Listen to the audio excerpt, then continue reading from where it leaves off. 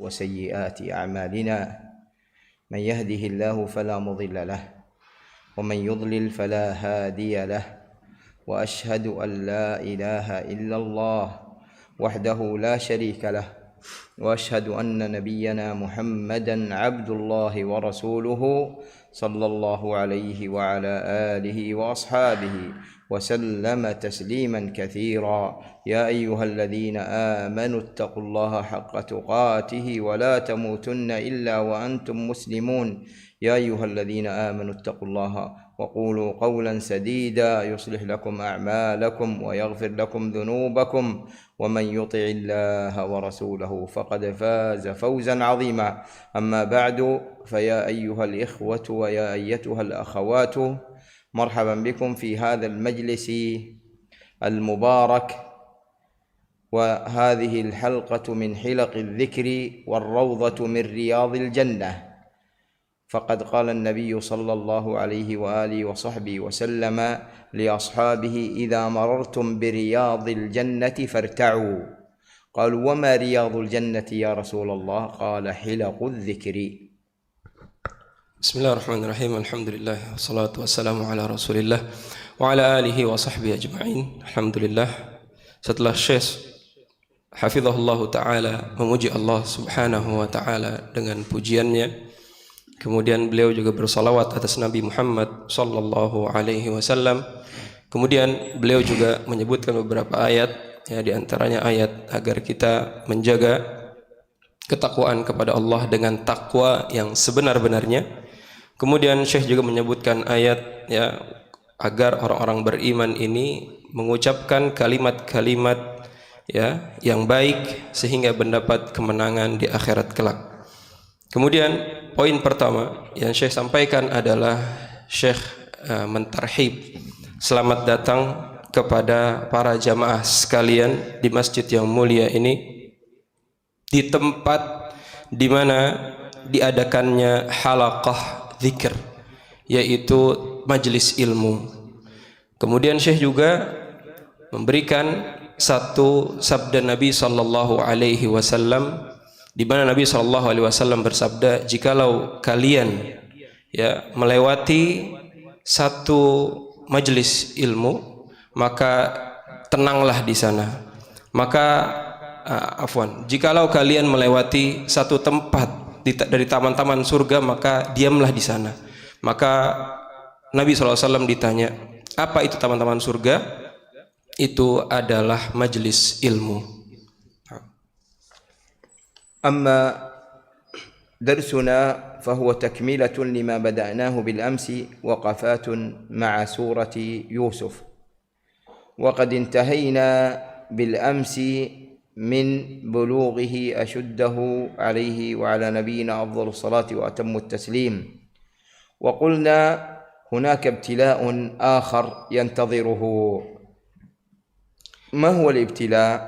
الابتلاء الآخر الذي واجهه في البيت الذي نشأ فيه.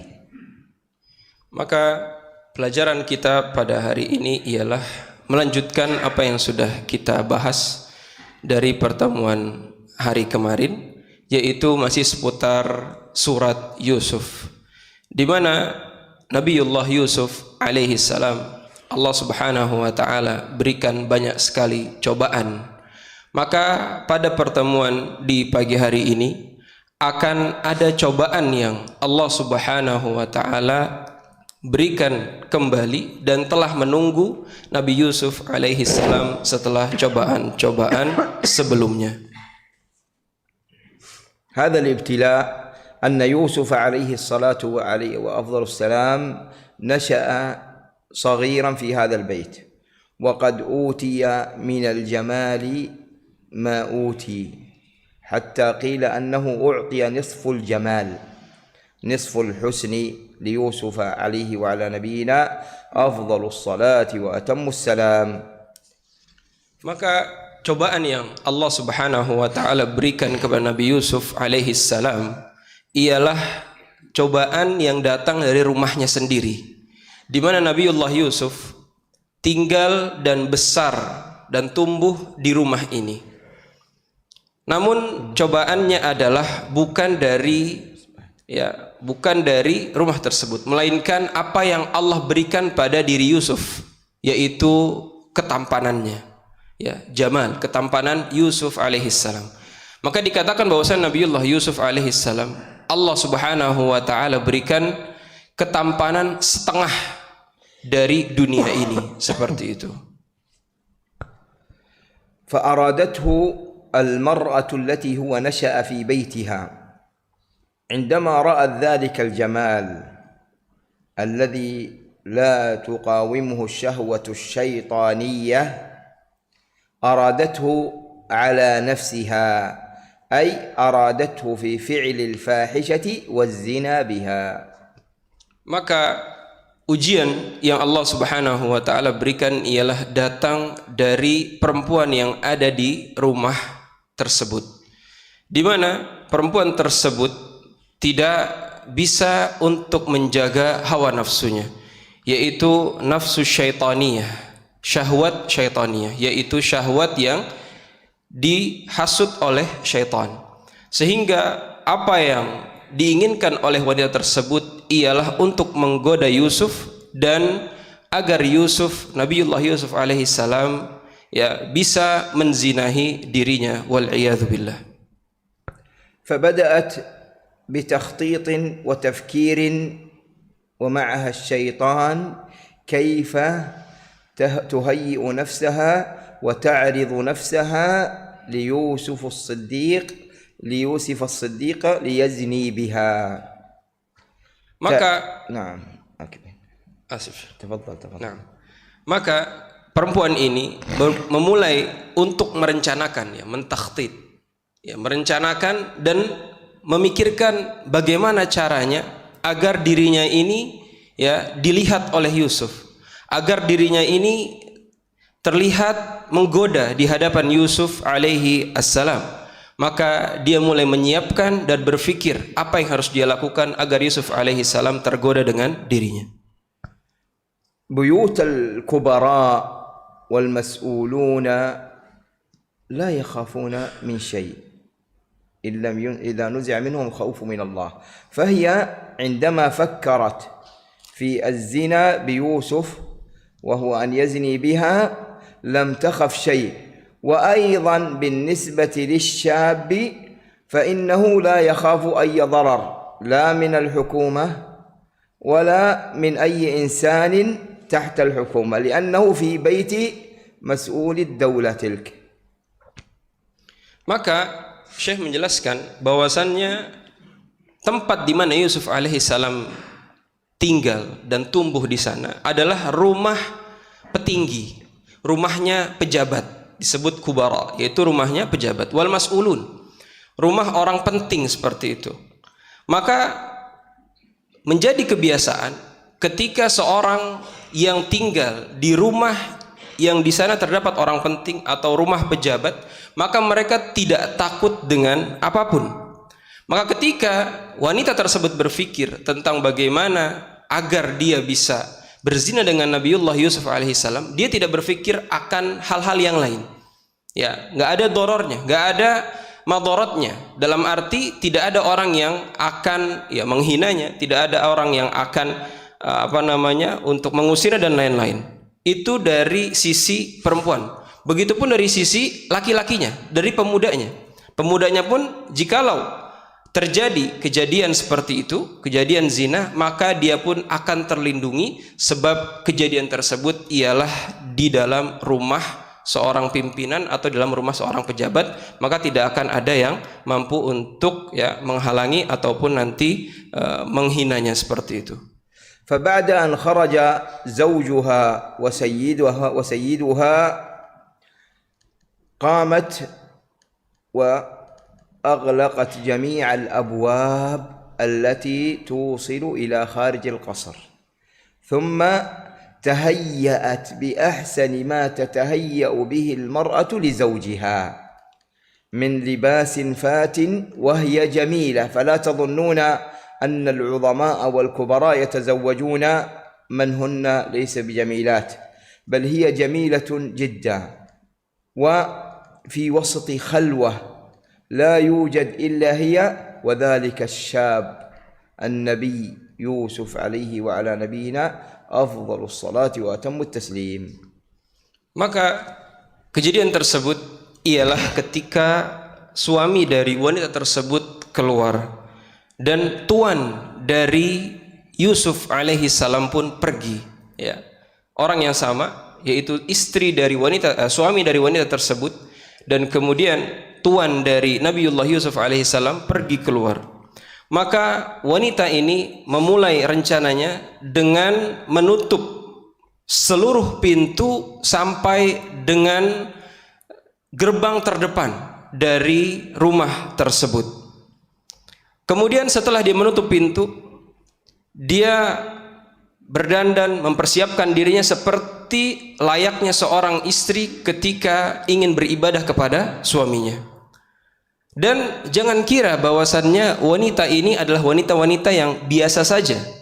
Wanita ini adalah wanita yang sangat-sangat cantik, ya. Jangan kira orang-orang atau pejabat itu istrinya tidak cantik. Namun wanita ini cantik. Kemudian ditambah dengan penampilan yang luar biasa.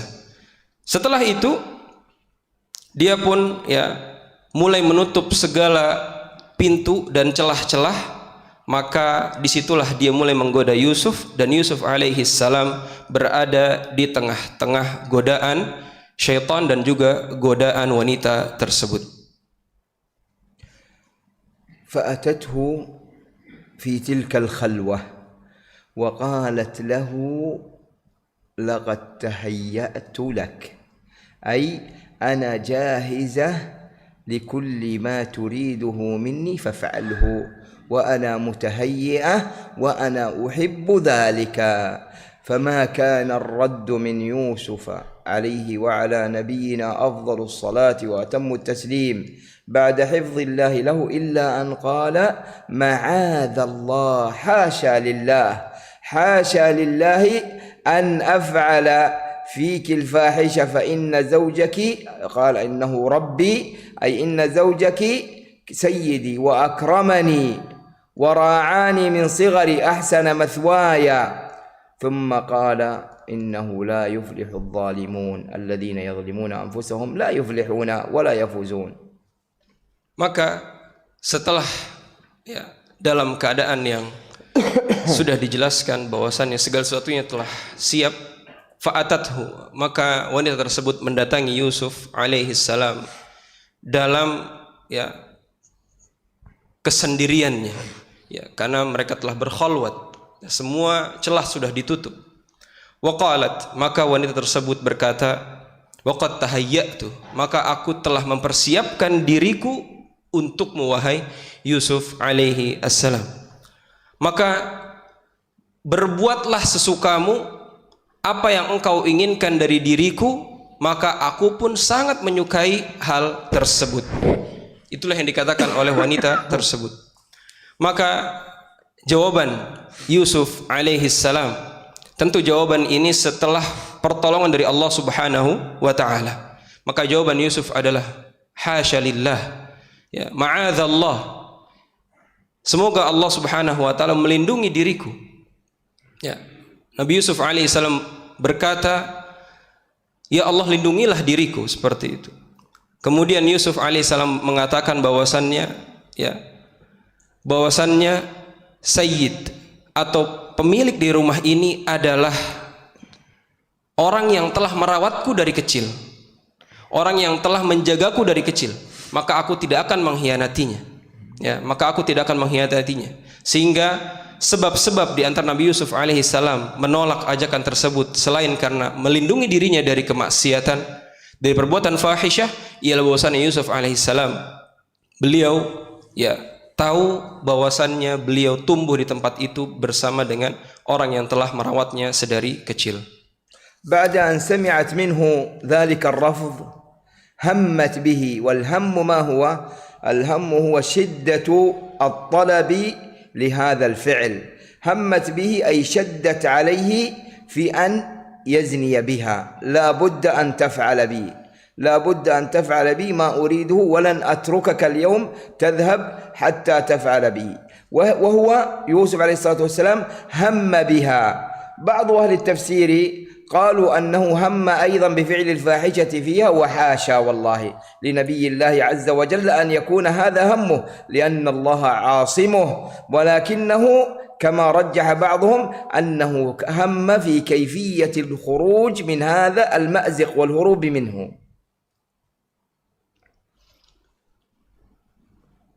Kemudian Syekh Hafizahullah Ta'ala melanjutkan bahwasannya setelah wanita tersebut mendengar penolakan dari Yusuf alaihi salam, ya, maka wanita tersebut semakin bersemangat. Hammat. Apa makna hammat? Syekh menjelaskan syiddatut talab, yaitu benar-benar ingin melakukan hal tersebut. Jadi nggak terima ketika ditolak. Maka wanita tersebut, ya, berpikir bahwasannya pokoknya engkau wahai Yusuf harus mau menerima ajakanku seperti itu. Walan atrukaka al-yaum, dan aku tidak akan melepaskanmu begitu saja pada hari ini. Ya, jadi wanita tersebut benar-benar ingin, ya, melampiaskan hawa nafsu syaitannya kepada Yusuf alaihi salam dan tidak akan, ya, melepaskan Yusuf begitu saja. Maka kemudian di dalam ayat tersebut dikatakan bahwasannya wahamma biha. Nabi Yusuf pun ada keinginan untuk berbuat hal tersebut, ya. Maka di sini ketika keinginan tersebut muncul, ya, dikatakan bahwasannya Allah lah yang menjaganya, dan Allah tidak ingin Nabi Yusuf alaihissalam terjatuh kepada perbuatan fahisyah tersebut. Namun ahli tafsir yang lain mengatakan bahwasannya makna hamma di sini, makna keinginan Nabiullah Yusuf untuk berbuat hal yang sama itu diingkari. Maknanya hamma di sini ialah bahwasannya Yusuf sangat ingin lari keluar dari tempat musibah tersebut. Jadi makna hamma di sini ada yang mengatakan bahwasannya Yusuf juga menginginkan, namun ada yang mengatakan Nabiullah Yusuf ini bukan menginginkan perbuatan fahisyah tersebut, namun menginginkan untuk lari kabur dari tempat itu. هنا بعد أن هم بها يقول الله عز وجل وهم بها لولا أن رأى برهان ربه. قيل برهان ربه أنه رأى والده يعقوب، وقيل أنه رأى والده يعقوب أيضا عاضا على يديه، وقيل أنه رأى ملك، وغير ذلك من الأقوال الذي يمنعه. ثم قال الله عز وجل كذلك لنصرف عنه السوء والفحشاء. الله عز وجل يقول ونحن حفظنا يوسف وسنصرف عنه السوء والفحشاء. لماذا؟ لأنه من العباد الذين استخلصهم الله عز وجل لنفسه، المخلصين وليس المخلصين. المخلصين من الإخلاص، والمخلصين من الاصطفاء والاجتباء، فهو قد اصطفاه الله عز وجل واستخلصه له سبحانه وتعالى نبيا. Barakallahu fikum. Maka kemudian ketika Yusuf dalam keadaan seperti ini, Allah Subhanahu wa taala, ya, berfirman dan melanjutkan ayat tersebut, laula ar-ra'a burhana rabbi. Kalaulah hal tersebut bukan, ya, karena petunjuk dari Allah Subhanahu wa taala. Maka di sini dikatakan bahwasannya Nabiullah Yusuf alaihi salam melihat burhan, melihat, ya, petunjuk dari Allah, pembeda dari Allah Subhanahu wa taala. Nah, apa maksud Nabiullah Yusuf melihat burhan ini? Maka yang pertama ialah di antara ahli tafsir mengatakan Nabiullah Yusuf alaihi salam melihat Yakub, bapaknya, ya, melihat bapaknya, melihat Yakub, ya, bapaknya menggigit kedua tangannya. Kemudian beliau juga melihat, ada yang mengatakan melihat malaikat dalam keadaan seperti itu, sehingga apa yang ingin dilakukan tersebut tertahan dan tidak bisa untuk dilakukan seperti itu. Kemudian di sini juga kenapa Allah Subhanahu wa taala di antaranya alasan menjaga Nabiullah Yusuf alaihi salam ialah karena Yusuf min ibadinal mukhlasin, karena termasuk dari hamba-hambanya yang terpilih, ya, istifa, ya, ikhtiar, ya. Jadi makna mukhlasin beda dengan mukhlisin. Kalau mukhlisin maknanya adalah orang-orang yang ikhlas.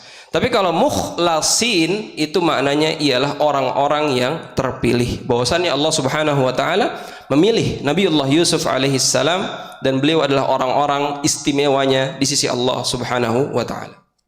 ثم نظر إلى الباب وفر هاربا باتجاه الباب وهي تتبعه خلفه تجري، هي لن تتركه تريده وهو لا يريد أن يفعل فيها، ففر هاربا وهي خلفه واستبق الباب، أي أنه سبقها باتجاه الباب. فعندما أراد فتح الباب هي مسكت بقميصه من الخلف فقدته، أي مزقته، مزقت القميص من الخلف. وقيل هذا كان عند آخر باب عند الخروج من القصر، قيل أنها قدت قميصه عند آخر باب في الخروج من القصر. Kemudian ketika Nabiullah Yusuf alaihi salam mulai terdesak, ya, maka Nabiullah Yusuf alaihi salam melihat ke arah pintu dan beliau pun berlari. Maka wanita ini seperti yang dikatakan di awal, lan atrukaka al-yawm, aku tidak akan melepaskanmu begitu saja. Maka wanita ini pun berlari di belakang Nabiullah Yusuf alaihi salam. Ya.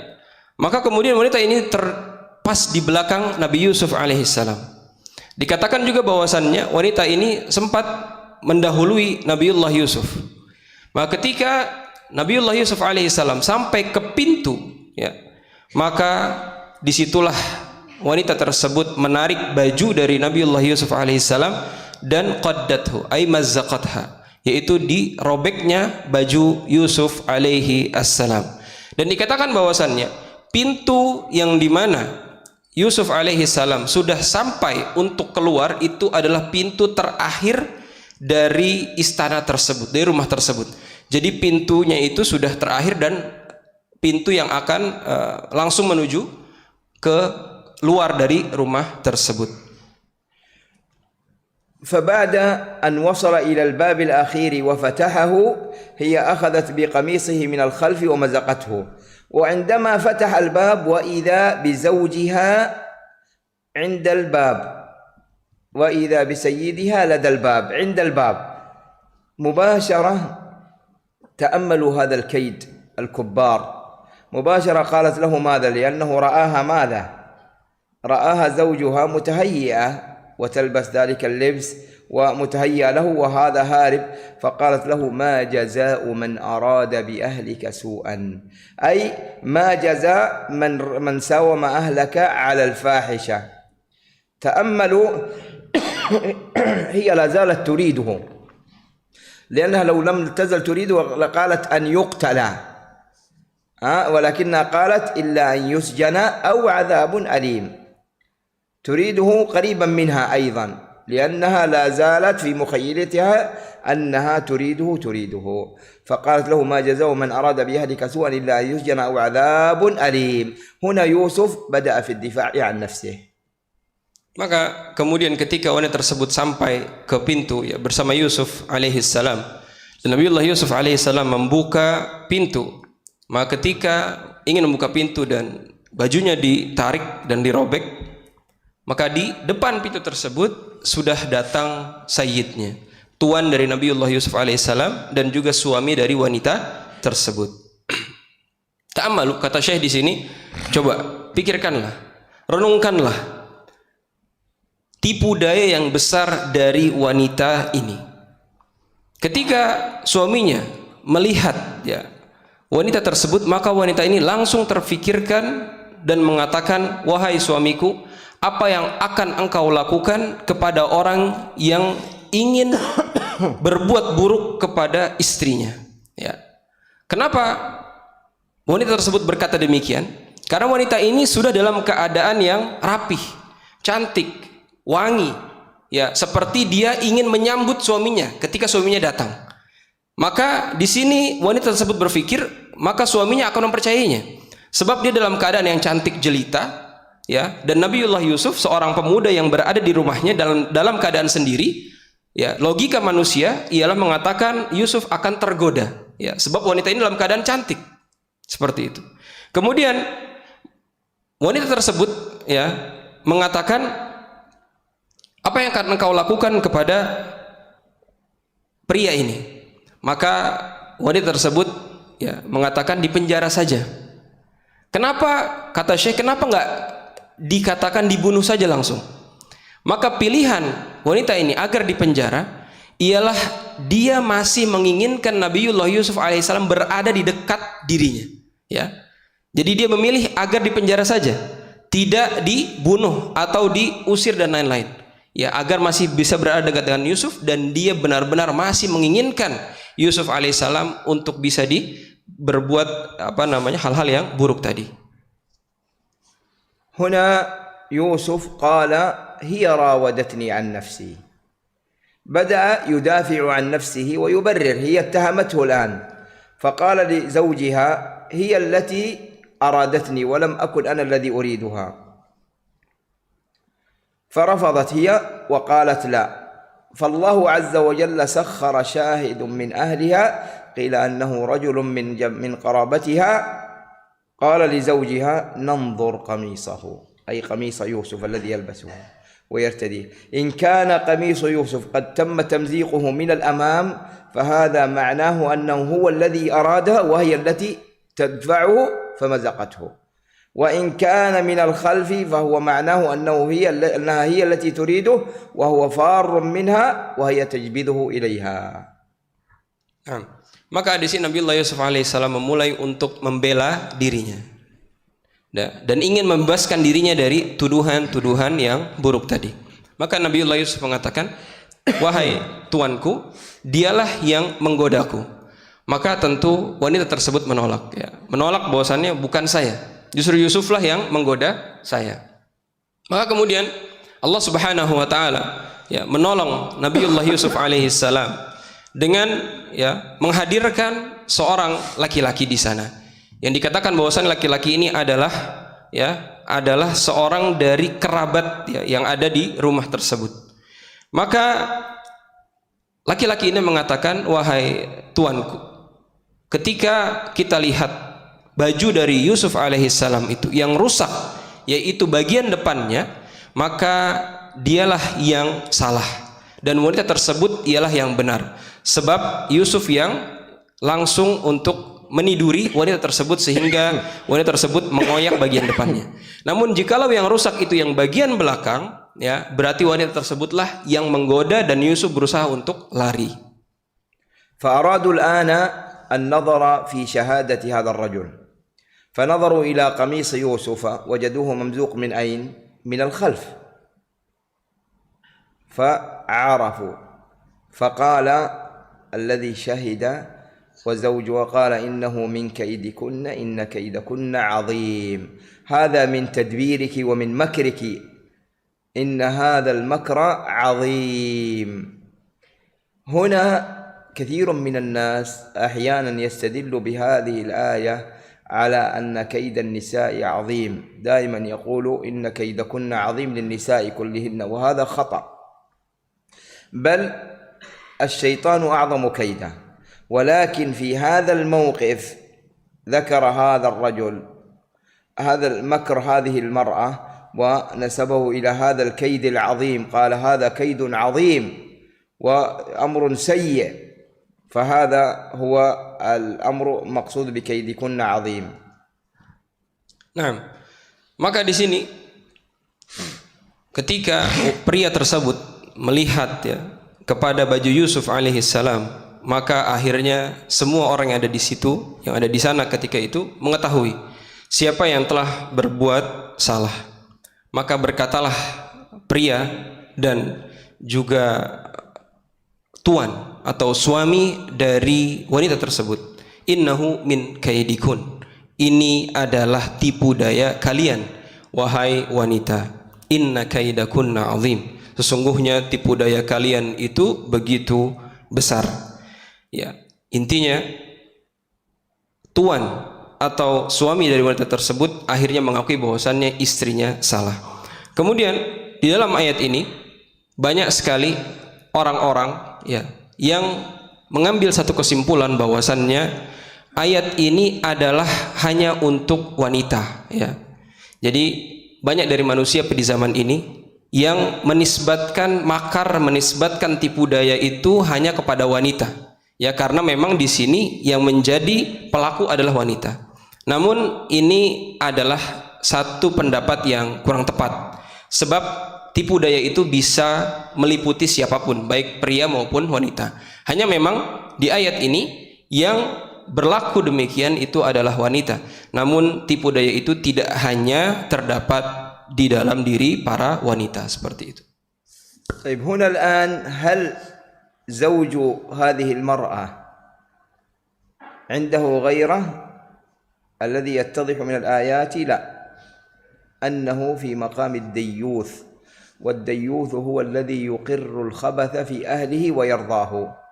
لماذا؟ بعد أن علم أن زوجته هي التي قامت بهذا الفعل وهو رآها في تلك الحالة، قال يوسف أعرض عن هذا، يوسف لا تلتفت إلى هذا، اتركه، انصرف عنه. ثم قال لها هي واستغفري لذنبك، أنت توبي إلى الله واتركي هذا الذنب العظيم واستغفري لذنبك إنك كنت من الخاطئين. Nah, maka dalam ayat ini ada satu hal yang menarik, bahwasannya apakah suami dari wanita ini dia memiliki kecemburuan, ya. Maka kalau kita lihat dari konteks ayatnya, maka suami dari wanita ini tidak memiliki kecemburuan, dan dia termasuk orang-orang yang disebutkan dengan nama dayuth. Apa itu dayuth? Ialah ketika seorang laki-laki mengetahui bahwasannya ada keburukan, ya, yang dilakukan oleh istrinya, dan dia tahu melihat keburukan tersebut namun tidak mempedulikannya, ya. Ini satu hal yang buruk tentunya. Maka apa yang bisa kita jadikan dalih dan dalil bahwasannya pria ini, suaminya ini tidak memiliki kecemburuan, ya? Apa yang dikatakannya kepada Yusuf? Beliau mengatakan kepada Yusuf, a'rid an hadza. Udah tinggalin, kata suaminya. Yusuf, udah lupain masalah ini, nggak usah dipedulikan, kata suaminya seperti itu. Simpel saja urusannya. Kemudian dia berkata kepada istrinya, apa? Dia katakan kepada istrinya, tinggalkan juga. Wastaghfiri li dzambik. Kata suaminya, udah, istrinya, wahai istriku, beristighfarlah kamu atas dosa ini. Kemudian dia selesaikan masalah. Tidak ada terjadi kecemburuan di sana. انتشر الخبر في المدينة، أي خبر مراودة تلك المرأة لفتاها، فبدأ النساء يلومونها، نساء المدينة بدأوا يلومون من؟ يلومون امرأة العزيز. وقال نسوة في المدينة امرأة العزيز تراود فتاها عن نفسه إنا لنراها في ضلال مبين، هي خاطئة خطأ كبير، تراود فتى غلام عبد مملوك تراوده عن نفسه، ماذا تريد به؟ فسمعت هي بمكرهن، هي سمعت بهذا الكلام فاعتدت مكرا آخر. Maka ketika kejadian ini sudah selesai di dalam ruang lingkup rumah dari pimpinan tersebut, maka tersebarlah kabar ke penjuru kota. Maka ketika kabar tersebut telah menyebar ke penjuru kota, mulailah wanita-wanita di kota tersebut, ya, menyalahkan dan membicarakan tentang istri dari pimpinan ini. Maka dia mengatakan, wanita-wanita tersebut mengatakan, apa yang telah dilakukan oleh wanita yang cantik ini, wanita yang memiliki kedudukan ini? Dia menggoda seorang pemuda, yang seorang pemuda ini adalah abd, hamba sahaya, budak, ya. Karena Nabiullah Yusuf alaihissalam, ya, itu adalah tempat yang dimana Nabi Yusuf alaihissalam, ya, didapati dari orang lain, ya. Sehingga Yusuf alaihissalam posisi ketika seorang budak. Apa yang dilakukan, apa yang diinginkan kepada seorang budak ini? Maka terdengarlah kabar tersebut ke wanita yang cantik ini, yaitu istri dari pimpinan tersebut. Maka dia pun berpikir untuk berbuat makar yang lain terhadap kabar ini.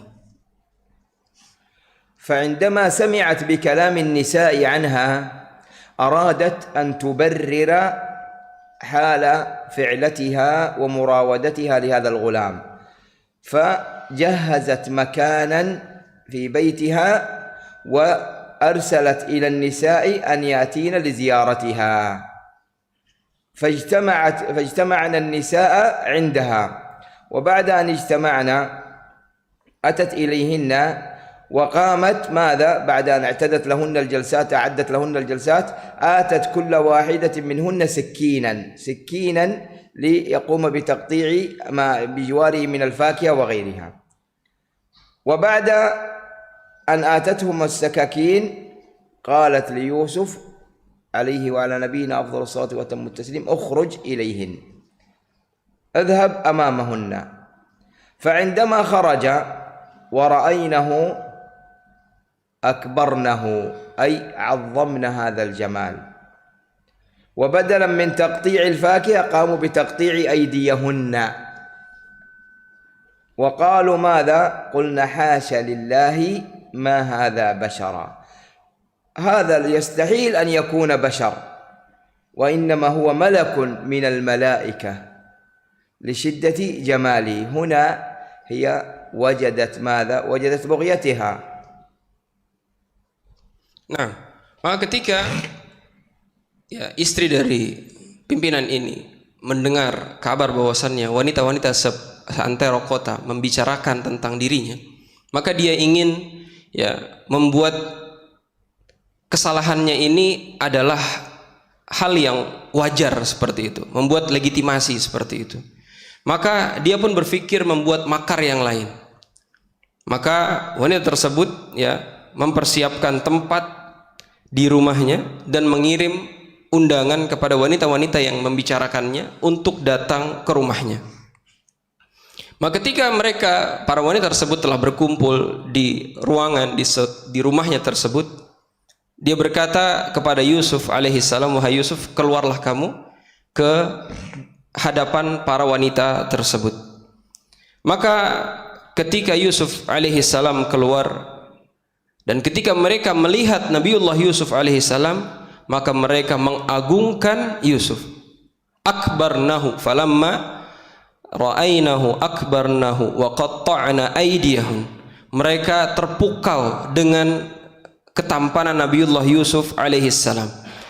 Maka saking terpukaunya, pisau yang disiapkan oleh permaisuri ini, yang disiapkan oleh wanita yang cantik ini untuk memotong buah-buahan, maka pisau tersebut justru digunakan untuk memotong tangan-tangan mereka, karena mereka benar-benar terpukau dengan ketampanan Yusuf alaihissalam. Kemudian beliau mengatakan, apakah ini seorang manusia? Ma hadza bashar. Ketika melihat ketampanan Yusuf, apakah ini benar-benar seorang manusia? Tidak, ini adalah seorang malaikat. In hadza illa malakun karim. Ini adalah malaikat yang begitu istimewa. عندما سمعت بكلامهن ورأت أفعالهن قالت لهن هذا الذي أنتم قلتم عني فيه كذا وكذا، وفعلا قد راودته عن نفسه، أي أردته أن يفعل بي الفاحشة فاستعصم أي امتنع. تقول فاستعصم ولقد راودته عن نفسه فاستعصم ولئن لم يفعل ما آمرهم، أي أني سأكون خلفه وخلفه حتى يفعل، وإذا ما فعل ليسجنن وليكون من الصاغرين، لأسجنه وأذله ذلا لا يعلمه. Maka ketika wanita tersebut melihat apa yang dilakukan oleh para wanita ini dan mendengar apa yang diucapkan oleh para wanita ini, maka dia pun mengatakan kepada wanita ini, inilah yang kalian cemooh dari diriku, inilah yang kalian bicarakan kemarin itu, bahwasannya saya tergoda dengan ketampanan Nabi Yusuf alaihissalam. Maka akhirnya para wanita itu pun mengakui bahwasannya apa yang dilakukan oleh permaisuri ini adalah hal yang wajar, sebab para wanita tersebut saking tidak tahannya mereka memotong tangan-tangan mereka sendiri. Maka wanita tersebut mengatakan, itulah yang saya lakukan. Saya akan selalu berada di belakang Nabiullah Yusuf alaihissalam, ya. Namun ternyata terhalang perbuatan tersebut. Namun saya tidak akan menyerah untuk menggoda Yusuf. Kalaupun dia tidak mau, saya akan memenjarakannya, ya. Saya akan memenjarakannya, wala yakuna minas saghirin, dan atau Yusuf alaihissalam itu akan menjadi orang-orang yang hina ketika dia tidak mau untuk berbuat apa yang diinginkan oleh tuan wanitanya tersebut. Huna Yusuf عندما سمع كلامها وأنها لا زالت تريده على الفاحشة وأنه بشر يخاف على نفسه من أن يفتنى بها ويقع فيها التجأ إلى ربه سبحانه وتعالى قال رب السجن أحب إلي مما يدعونني إليه يا ربي أسجن أفضل من أن أقع بالفاحشة التي يدعونني إليها ثم قال وإلا تصرف عني كيدهن يا رب لو لم تصرف عني كيدهن ومكرهن أزني بها وأكون من الجاهلين عليك يا رب العالمين. Maka kemudian ketika Nabiullah Yusuf alaihissalam mendengar perkataan wanita tersebut, bahwasannya wanita tersebut tidak akan pernah menyerah dan terus masih menginginkan Nabiullah Yusuf alaihissalam, dan dia akan terus menggodanya, maka Yusuf alaihissalam iltaja'a ila rabbih, ya, kembali ke hadirat Allah Subhanahu wa taala. Dia meminta kepada Allah agar Allah lindungi dirinya. Maka Yusuf alaihissalam berkata, Rabbis sijnu ahabbu ilayya. Ya Allah, penjara itu lebih aku sukai. Ya Allah, penjara itu lebih aku sukai.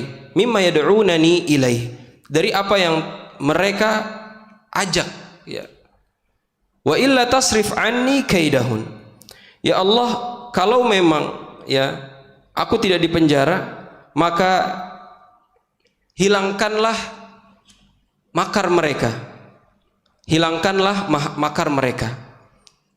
Kenapa Yusuf berkata demikian? Karena di ayat selanjutnya Yusuf mengatakan, kalaulah aku sampai terjatuh kepada perbuatan zina tersebut, perbuatan fahisyah tersebut, aku minal jahilin, aku akan menjadi orang-orang yang bodoh. ثم بعد ذلك عندما لم تستطع أن تغويه ولم يريدها ولم يأتيها هو كما أرادت ويفعل فيها، أتت لزوجها وطلبت منه أن يسجن يوسف فوافق. ألم أقل لكم أنه ديوث؟ فوافق ذلك الديوث على سجن يوسف بعد أن رأى ماذا؟ بعد أن رأى الآيات التي تبرئه من فعلتها ومن قولها، ولكنه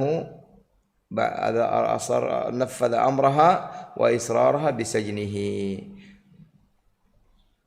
Maka setelah wanita tersebut dengan berbagai macam makarnya tidak sanggup untuk menggoda Nabiullah Yusuf alaihissalam, akhirnya wanita tersebut memilih cara lain, ya, karena mungkin dia kesal dengan apa yang telah diperbuat Yusuf alaihissalam.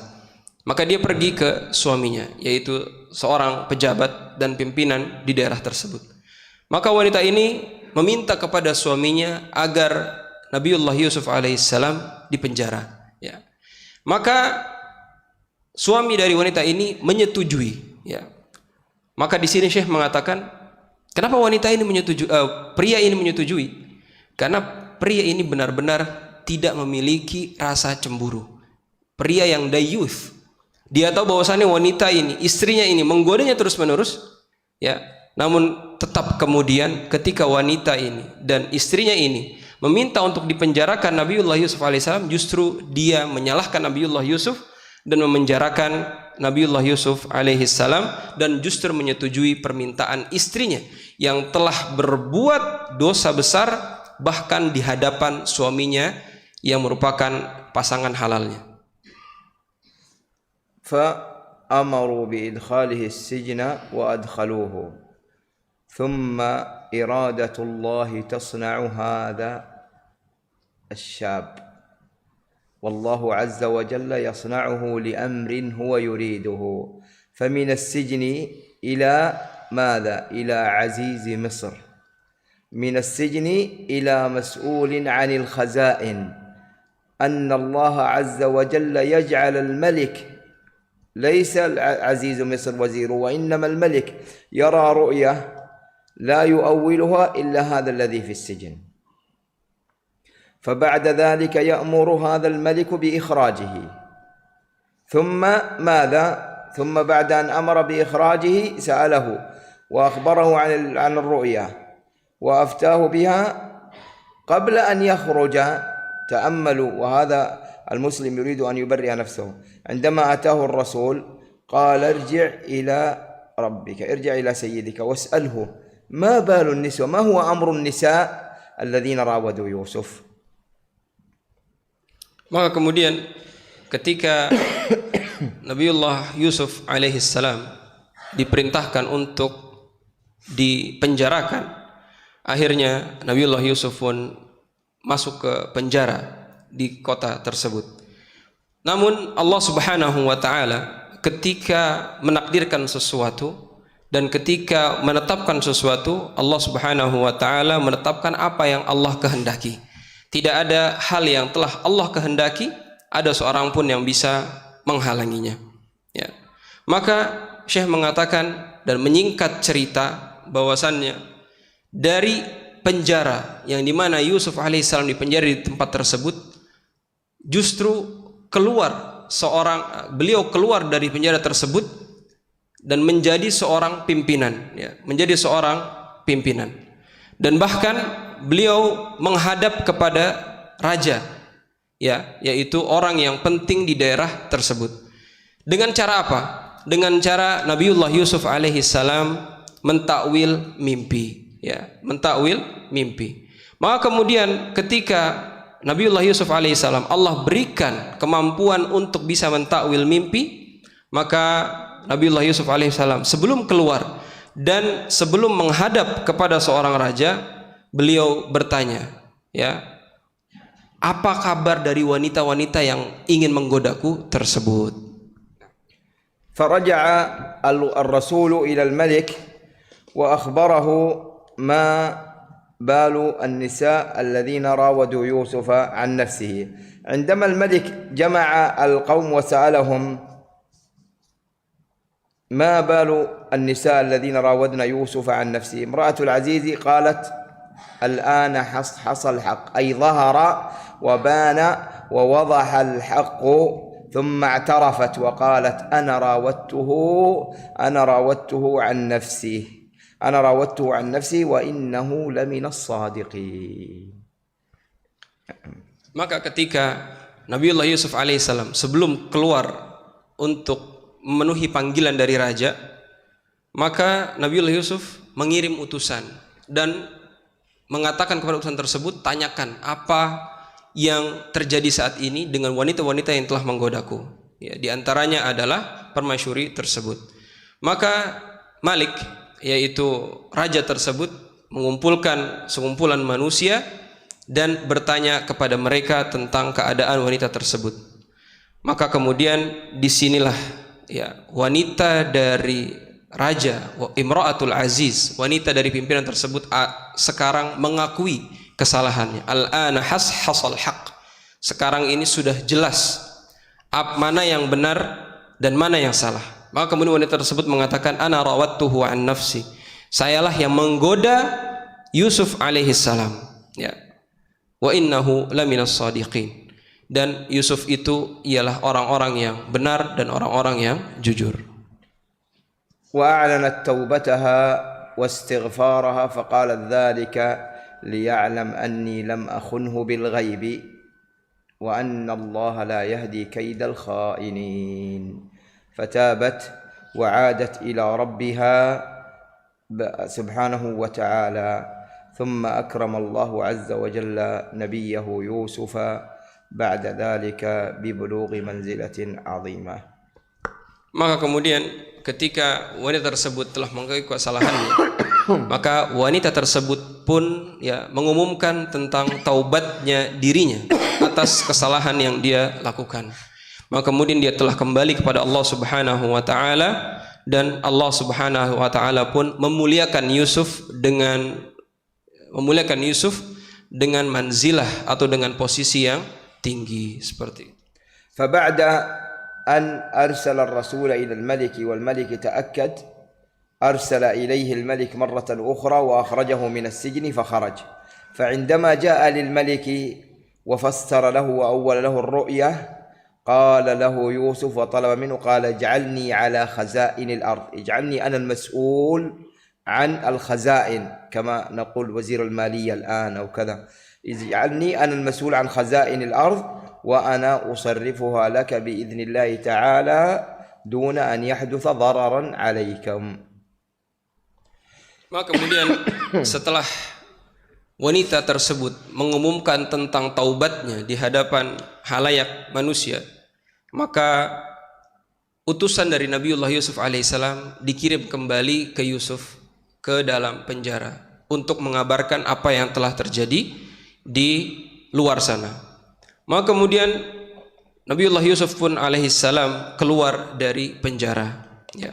Kemudian setelah keluar dari penjara, Allah Subhanahu wa taala menaikkan derajat Yusuf alaihissalam dan menjadi seorang yani khazain misalnya الأموال وأموال الدولة أموال وزير ممتلكات يعني مثل المالية وزير المالية. Maka Yusuf alaihissalam pun menjadi seorang menteri keuangan seperti itu ya, menteri yang menjaga harta-harta di negara tersebut. Dan Yusuf pun mengatakan ij'alni ala khazainil ard, wahai raja, jadikanlah saya yang bertanggung jawab atas harta negara ini, sehingga saya pun akan menjaga amanah tersebut dan amanah ini tidak akan merugikanmu sedikit pun.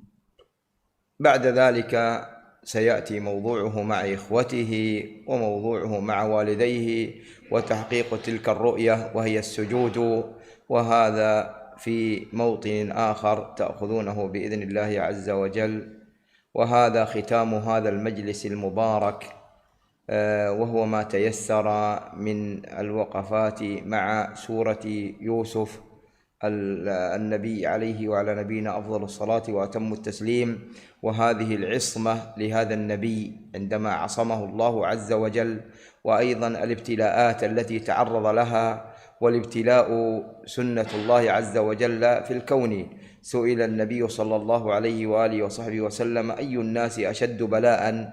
قال أشد بلاء الأنبياء ثم الأمثل فالأمثل، فإن كان يبتلى المرء على قدر دينه، فإن كان في دينه صلابة أي قوة شدد له في ابتلائه، وإن كان في دينه رخاوة أي قلة ضعف له في ابتلائه. Maka kemudian Syekh mengatakan ya, setelah kejadian ini banyak cerita yang Allah Subhanahu wa taala masih ceritakan di surat Yusuf, bagaimana Yusuf alaihissalam bertemu dengan saudara-saudaranya, bagaimana Yusuf alaihissalam akhirnya ya merealisasikan mimpi yang dahulu ketika kecil beliau ceritakan kepada ayahnya. Maka sisa dari kisah tersebut insyaallah antum semua bisa dapati di kesempatan yang lain. Dan inilah khitam atau akhir dari majlis ini, majlis yang membahas tentang surat Yusuf, yang dimana di sana terdapat banyak sekali kisah, terlebih dalam cobaan-cobaan yang Allah Subhanahu wa taala berikan kepada Nabiullah Yusuf. Dan perlu diketahui bahwasannya para jamaah yang dirahmati Allah Subhanahu wa taala, ibtila sunnatullahi fil kaun. Syekh mengatakan cobaan adalah sunnatullah yang Allah telah jadikan untuk orang-orang yang hidup di atas muka bumi ini. Tidak ada satu orang pun yang hidup tanpa cobaan.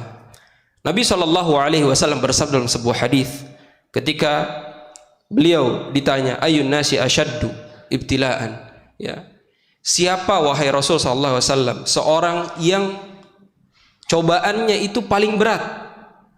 Maka kata Nabi SAW, al-anbiya.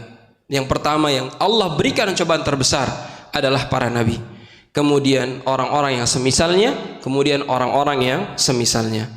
Kemudian Nabi SAW melanjutkan sabdanya, seorang diberikan ujian, diberikan cobaan oleh Allah Subhanahu wa taala ala qadri dinihi, sebatas apa agamanya.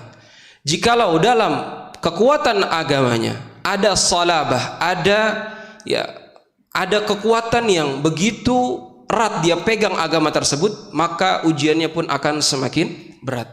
Sebaliknya, jikalau seorang terdapat kelemahan dalam agamanya, maka cobaan yang Allah berikan pun sesuai dengan keimanan dan agama orang tersebut.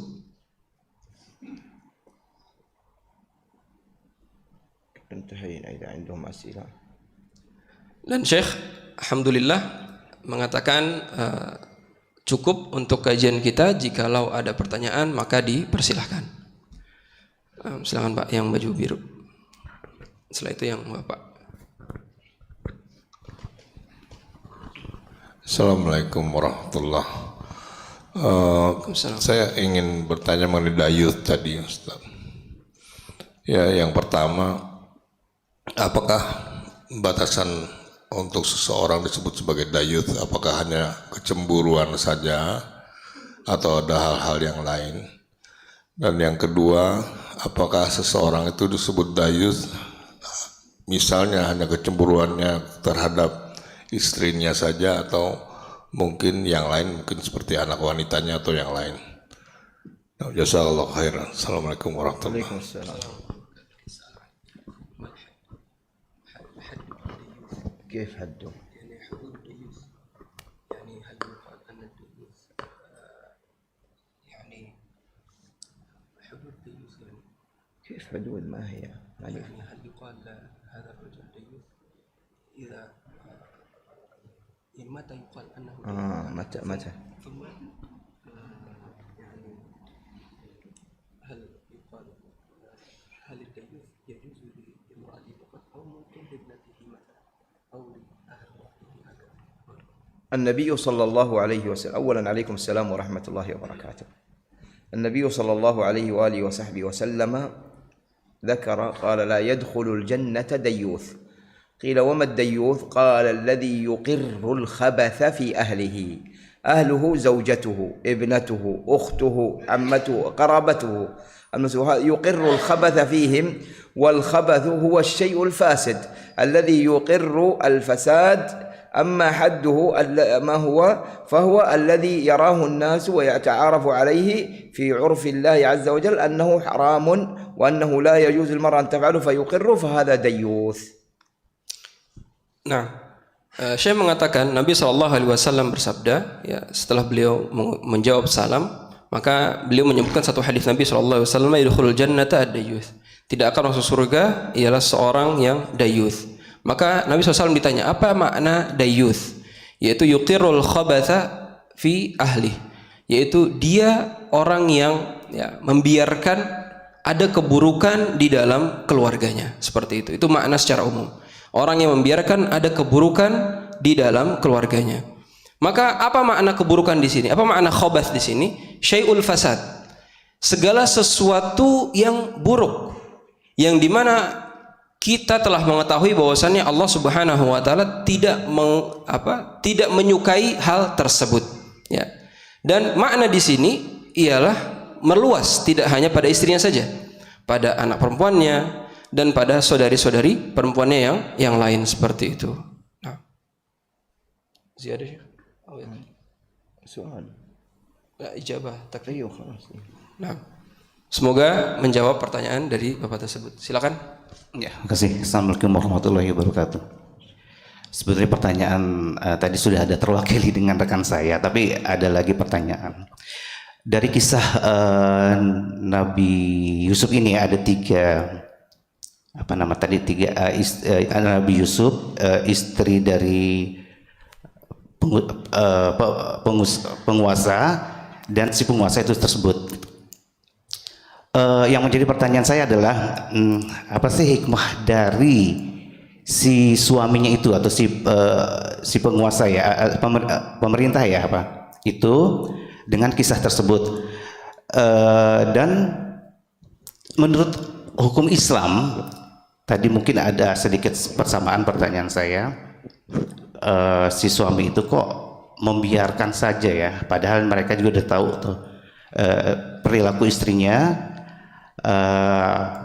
katakanlah salah, tapi dia masih membela. Nah itu aja hukuman atau hukum Islam yang berlaku untuk suaminya itu. Terima kasih. Wassalamualaikum warahmatullahi wabarakatuh. Jadi hukum Islam yang membiarkan seorang ya, suami tidak seorang istri yang ya. Hukum Islam untuk suaminya atau istrinya? Suaminya yang jelas. Suaminya ya. Nah.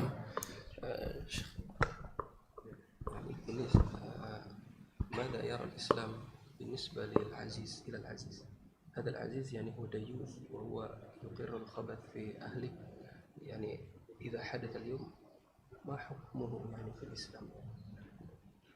ماذا يحكم عليه هكذا؟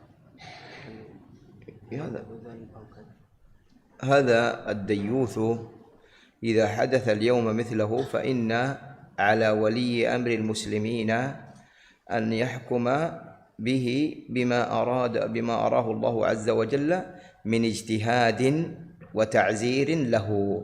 وفي هذا ينوب عن ولي أمر المسلمين القاضي في المحكمة، إذا كان يعني موجود القاضي في المحكمة فهو ينوب ويحكم فيه بحكم الله عز وجل الذي يراه من تعزير كجلد مثلا أو سجن أو الذي يراه مناسبا له.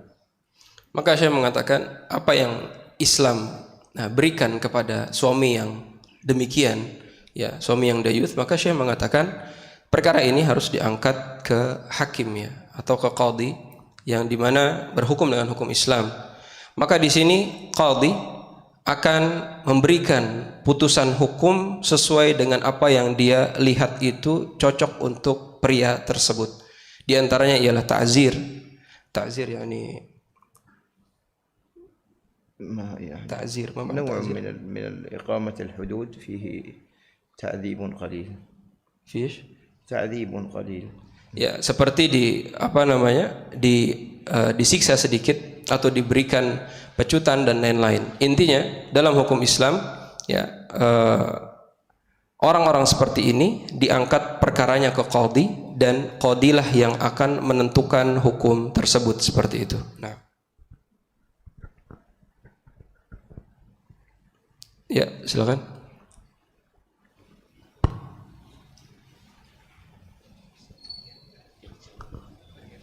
Bismillah. Assalamualaikum warahmatullahi wabarakatuh. Mohon maaf, mungkin tidak terkait dengan materi yang disampaikan tadi. Ini soal mengenai membaca Al-Quran, Mas Syekh. Apa hukumnya kalau kita membaca Al-Quran di tengah-tengah adanya kajian ilmu seperti ini misalkan? Ada apa? Di tengah-tengah kajian ilmu, ada kajian ilmu, kita membaca Al-Quran, itu hukumnya bagaimana? Boleh atau tidak? Apa saya kurang dengar? Ada? Membaca Al-Quran di tengah-tengah kajian ilmu. Di tengah-tengah kajian ilmu. Iya, itu boleh atau tidak? Hukumnya apa? طيب هذا خارج عن الدرس. يعني ما الحكم إذا كانت في حلقة العلم في مجلس العلم يقرأ فيه سورة، يعني هناك من يقرأ الآيات هكذا.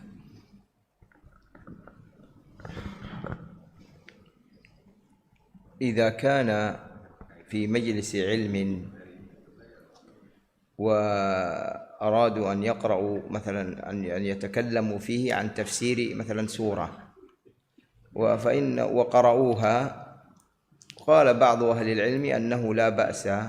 قال استدلوا بماذا؟ استدلوا بحديث النبي صلى الله عليه وسلم وما قعد قوم في بيت من بيوت الله. تأملوا الحديث: وما قعد قوم في بيت من بيوت الله يتلون كتاب الله ويتدارسونه فيما بينهم. إذن التلاوة ثم التدارس في معناه: إلا نزلت عليهم السكينة وغشيتهم الرحمة وحفتهم الملائكة وذكرهم الله في من عنده. Nah, maka Syekh mengatakan jikalau majelis ilmu itu diantaranya ialah majelis tafsir, ya, dan ada orang-orang yang membaca Al-Quran ketika majelis tafsir tersebut, maka ini tidak masalah, ya. Karena Nabi SAW bersabda dalam sebuah hadis, ya, wa ma qa'ada qaumun fi baitin min buyutillah yatluna kitaballah wa yatadarasunahu fima bainahum. Ya, apa dalilnya? Nabi SAW bersabda dalam sebuah hadis, tidaklah duduk sebuah kaum di rumah dari rumah-rumah Allah Subhanahu wa taala, yatluna kitaballah, membaca firman-firman Allah Subhanahu wa taala, wa yatadarasunahu fima bainahum, dan saling mempelajari apa yang terdapat dalam ayat tersebut di antara mereka. Di sini Nabi SAW menggabungkan antara membaca dengan belajar. Berarti di sana tidak masalah, yaitu mereka ingin mentadabburi. Hal hadza faqat fi majlis tafsir ya Syekh? لا في أي مجلس، لكن يراد به مثلا الوقوف مع آيات، ليس كما مثلا ينتهون المجلس ويقولون مثلا نقرأ الفاتحة أو هذا ليس يعني مشروعا. Maka saya mengatakan tadi, saya coba tanya apakah hanya di majelis tafsir, maka jawabannya tidak. Di majelis apapun yang dimana di situ membaca ayat-ayat Allah atau membahas tentang ayat-ayat Allah, kemudian dia ingin membacanya untuk mentadaburi ayat tersebut, maka tidak masalah. Ya, justru yang tidak disyariatkan ialah seperti membaca Al-Fatihah di akhir dari majelis seperti itu. Semua mungkin soal yani كيف تكون القراءة يعني إذا كان الصوت مرتفع ممكن يزعج الآخرين هكذا. كيف يعني؟ ما فهمت. يعني هو قرأ. طيب هو مجلس الآن الكل مستمع، الكل في المجلس، كيف تزعجهم؟ أنت الآن لا تأتي في مجلس صلاة، تأتي والناس يصلون، أنت المجلس هذا خاص مجلس علم، فلا بأس بالقراءة فيه. لكن إذا أتيت والناس في انتظار الصلاة فهنا يمنع رفع الصوت حتى بالقرآن حتى لا يؤذي بعضهم بعض كما أخبر النبي صلى الله عليه وسلم. Nah, tadi saya tanya maka bagaimana membacanya ya Syekh? Maka Syekh mengatakan ya sudah, baca saja ayat Al-Quran, dan itu tidak terlarang seperti itu, karena itu adalah majelis ilmu. Majelis ilmu, bagaimana kita bisa melarang orang yang membaca Al-Quran seperti itu? Kecuali dalam keadaan orang menunggu sholat misalnya, maka di situ bisa mengganggu orang lain seperti itu. Nah, kalau ونحن قد قرأنا الآيات في الصلاة فلذلك نحتسب أن تكون ممن يشملنا هذا، لأن بعض الذين شرحوا هذا الحديث قالوا لا بد، لأن الحديث قال ما جلس قوم في بيت من بيوت الله، هذه مفتوحة لأن النبي صلى الله عليه وسلم قال جعلت لي الأرض مسجدا وطهورا. قالوا تكملة الحديث يتلون كتاب الله، إذن لا بد أن تتلى الآيات. قالوا أنه حتى ينالون الوعد لا بد أن يفعلون الشرط، يتلون كتاب الله ويتدارسونه فيما بينهم، فنحن إن شاء الله أننا تلوناه وتدارسناه فيما بيننا، ونسأل الله جل وعلا أن نكون قد حزنا على كل الصفات، أن نزلت علينا الرحمة وغشيتنا السكينة وحفتنا الملائكة وذكرنا الله في من عنده سبحانه وتعالى. Maka Syekh di akhir dari majelis mengatakan hadis tersebut ialah hadis yang sangat indah ketika kita memaknainya, di mana Nabi SAW bersabda ketika kaum membaca ayat Allah dan belajar di dalamnya, illa nazalat alaihimus sakinah, maka akan turun ketenangan dalamnya. Nazalat alaihimus sakinah wa ghasyiyatuhumur rahmah, dan terdapat rahmat di sana. Wa hafathumul malaikah, dan diliputi oleh malaikat. Wa dzakarahumullahu fi man indah, dan Allah menyebut nama orang yang ada dalam majelis tersebut di sisinya. Dan pada hari ini kita telah membaca ayat tersebut kita telah mentadabburi ayat tersebut dan kita telah mempelajari ayat-ayat tersebut. Semoga Allah Subhanahu wa taala turunkan rahmatnya. Semoga Allah Subhanahu wa taala turunkan kepada kita sakinahnya, ketenangannya, dan Allah menyebut nama kita di sisinya. Amin ya rabbal alamin. في ختام هذا المجلس المبارك واتباعا لأمر رسولنا صلى الله عليه وآله وصحبه وسلم بقوله لا يشكر الله من لا يشكر الناس، فإني أتقدم بالشكر لله عز وجل أولا، ثم بالشكر لكم جميعا على ما وجدته بينكم من حفاوة وتكريم وحسن استقبال وضيافة، جعل الله ذلك كله في ميزان حسناتكم أجمعين. آمين. وإني لأخص بالشكر سعادة الأستاذ جوكو على هذا الاهتمام، فأسأل الله سبحانه وتعالى أن يجزيه خير الجزاء. وكما قلتم من شكر الله عز وجل أن يشكر الإنسان الناس، فإني بحثت ماذا أجازيه. النبي صلى الله عليه وسلم يقول من أسدى إليكم معروفا فكافئوه، فإن لم تجدوا ما تكافئونه به، فبحثت بماذا أكافئه فلم أجد إلا عباءتي أقدمها له هدية. نعم. مباشرة أو من أول؟ لا مباشرة. Taib, Syekh menjelaskan ada sebuah hadis, la yashkurullah man la yashkurin nas. Tidaklah kita bersyukur kepada Allah sebelum kita mengucapkan terima kasih kepada manusia, seperti itu. Maka di akhir dari majelis ini, pertama saya bersyukur dan berterima kasih atas apa yang Allah Subhanahu wa taala berikan kepada saya selama berada di tempat ini. Kemudian yang kedua, Syekh juga berterima kasih kepada antum semua yang sudah menyimak dengan seksama dan juga memperhatikan setiap apa yang Syekh sampaikan, dan juga Syekh juga berterima kasih kepada setiap yang telah mengurus beliau, dalam arti setiap hal yang beliau butuhkan di tempat ini. Kemudian juga berterima kasih atas husnud diyafah, bagusnya dalam menerima tamu. Dan Syekh subhanallah, beliau juga berterima kasih kepada Bapak Joko selaku ketua dari DKM masjid ini.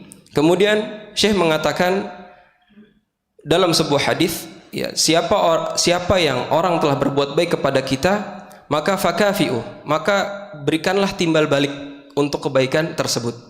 Maka Syekh berpikir, apa yang bisa saya berikan kepada antum semua, dan terkhusus ialah Bapak Joko. Maka Syekh tidak menemukan kecuali baju dari beliau. Wa inni uqaddimuha lahu mukafa'atan wa anni a'lam annaha la tuwaffihu wa ma 'inda Allahi a'zamu syukra. Dan Syekh ingin memberikan baju tersebut kepada Bapak Joko, dan ini adalah perwakilan, semoga ini bisa mewakili semuanya. Dan ini mungkin tidak cukup ya, tapi Syekh semoga ini cukup untuk Pak Joko. Nah,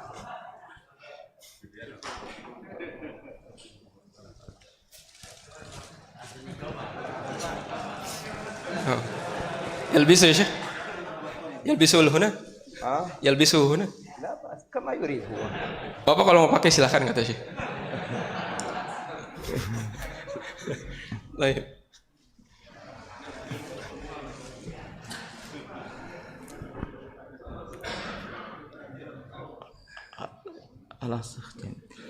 فجزاكم الله خير الجزاء. وأنا أعلم أن هذا لا يوفيه. النبي صلى الله عليه وسلم في تكملة الحديث يقول فإن لم تجدوا ما تكافئونه به فادعوا له حتى تظنوا أنكم قد كافأتموه، وإني سأدعو لكم جميعا فأسأل الله جل وعلا أننا كما اجتمعنا في هذا البيت المبارك الطاهر أن نجتمع في الفردوس الأعلى من الجنة. آمين. إخوانا على سرر متقابلين. وصلى الله وسلم وبارك على نبينا محمد وآله وصحبه أجمعين. Maka Syekh mengatakan, saya tahu itu hal yang tidak bisa membalas kebaikannya, ya, maka kata Nabi SAW, jikalau kita tahu bahwasannya itu tidak bisa membalas kebaikannya, maka jangan lupakan untuk mendoakan, ya, orang tersebut seperti itu. Maka Syekh mendoakan kita semua agar Allah Subhanahu wa taala mengumpulkan kita di surga Firdausil A'la minal jannah. Ya. Maka kemudian Syekh juga menutup, ya, khitam ini dengan berterima kasih dan wasallallahu ala nabiyyina Muhammad wa ala alihi wa sahbihi ajma'in. Assalamualaikum warahmatullahi wabarakatuh.